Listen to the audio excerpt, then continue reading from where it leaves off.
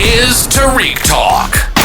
Your host, Tarik Mendez, takes you on a journey with guests from all around the world. Broadcasting around the world. Around the world. This is Tarik Talk.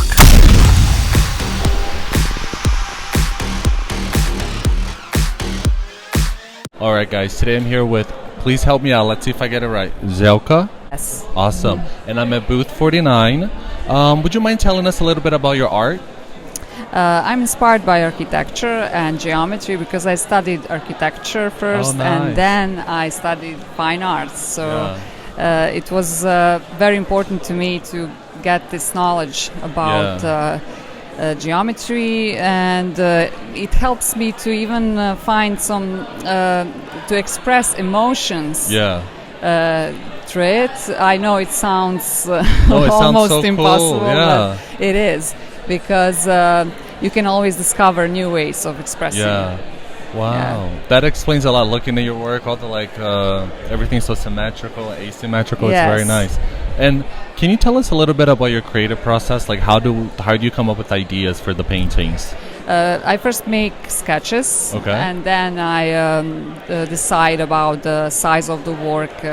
I'm trying to be spontaneous as well, and I always give interesting titles because I think title is a short description for every piece, and it helps the viewer to really connect with the piece. So I always ask myself about what is the real message behind my work, because I have some series like Green Architecture, where I want to send a message about the importance of nature and the importance of connection between architecture and nature in everyday life. And I also have a studio where I have the wonderful view. I'm surrounded by trees, and it gave me some kind of inspiration to make this connection. Oh wow! And are you an artist that you prefer to paint in the daytime or the nighttime, or it's like very spontaneous for you? I'm spontaneous, but I'm also organized at the same time. I don't know how, but it's also possible, because I'm aware that there are many things that artists need to do, because it's part of the package, you know. Yeah, of course. We need to think about the shipping and framing our work, exhibiting, and but I'm in peace with that, you know, and I managed to achieve everything. So that's so cool. And do you have any studio rituals? Like when you get to your studio, do you have to have a coffee, like read the news, or do you just get to work and start painting right away? I usually get to work. And I'm focused on the idea. I can also sometimes I create a few pieces at the same time, because sometimes, but some pieces are demanding, so I need to focus only on them. Wow. And how long does each artwork take for you? Like, do you once you start it, are you able to finish it, or do you take a few days, relax? It depends on how I feel, what am I going through, and sometimes I'm in my studio for hours, and sometimes I just have 5 minutes to do something. That's unfortunately the truth, because I already told you it's complicated to achieve everything. Wow. And how do you keep track of your ideas? Like, do you have a sketchbook, or do you just do everything before? Like, you just sit down, it's very organic? Do you keep a little sketchbook of your ideas, future projects you want to do? I always have so many sketches in my sketchbook, and I actually I think ideas are very important, and the most important part, because I already learned how to make something looks good in reality. You know, that's familiar, I know that, but idea is what I think it is the most important. So I have many sketches, and I always can find something to do. For an instance, now I traveled from Europe, and it's hard when you come back because you need to do something. Get back to the routine. But I have my sketchbook, so that's the way that's very smart. And can you tell me about the Central Park painting? Okay. When I first saw it, I'm like, this looks so familiar, but I didn't, like, in my subconscious, I was like, this looks so familiar. And then when I saw the titles, you said titles are important. Yeah. It's like, reminds me of like those helicopter shots over Central Park. Yes. This is so smart. Can you tell us how you came up with this idea? The idea came when I visited New York for the first time.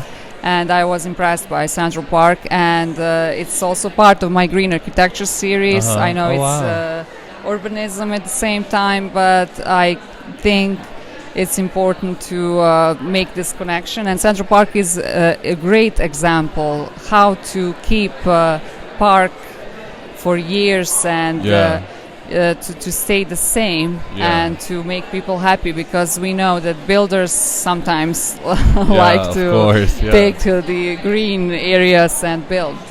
I love that. Yeah. That's very cool. And how do you like do you have everything drawn out from the painting, or do you just you go as you paint as you go? Like before you start an artwork, do you have everything pre-planned? Mixed. Yeah, because I care for my first idea and sketch, but if I notice some things could be better in a different way, I will change something about it. And I like to take risks. Yeah. And to experiment. Oh, I love that. Yeah, and the Central Park, I had a sketch, but it was not detailed. I just I was working on it when I saw the white canvas. Yeah, then I started to.